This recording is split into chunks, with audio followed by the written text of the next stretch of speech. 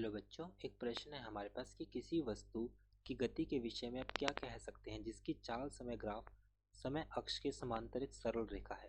तो प्रश्न में कहा गया कि चाल समय ग्राफ समय अक्ष के समांतर है। तो प्रश्न में सबसे पहले हम बात करते हैं प्रश्न की मुख्य अवधारणा। तो मुख्य अवधारणा के लिए जैसा कि हम जानते हैं कि यदि हमारे पास प्रश्न में हमारे पास चाल समय ग्राफ, चाल का मान किसके बराबर होता है? चाल हमारे पास होती है दूरी बटे समय, दूरी बटे समय। तो इसका मतलब हमारे पास अगर मैं चाल समय ग्राफ की बात करूं तो चाल गुणा समय बराबर आएगी हमारे पास दूरी।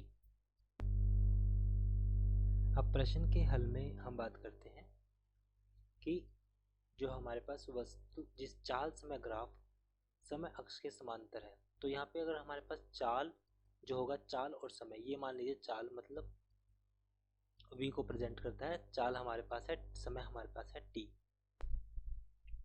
अब चाल समय अक्ष के समांतर है तो हमारे पास कुछ इस तरह से ग्राफ बनेगा।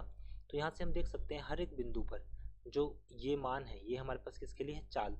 चाल का मान हमारे पास रहेगा नियत, जो चाल का मान है हमारे पास वो नियत रहेगा। तो इसका मतलब हम कह सकते हैं किसी वस्तु की गति के बारे में आप क्या कह सकते हैं जिसका चाल समय अक्ष के समांतर एक सरल रेखा है। तो इसका मतलब हम कहेंगे कि जो चाल का मान है वो नियत रहेगा, जो चाल का मान है हमारे पास वो नियत रहेगा।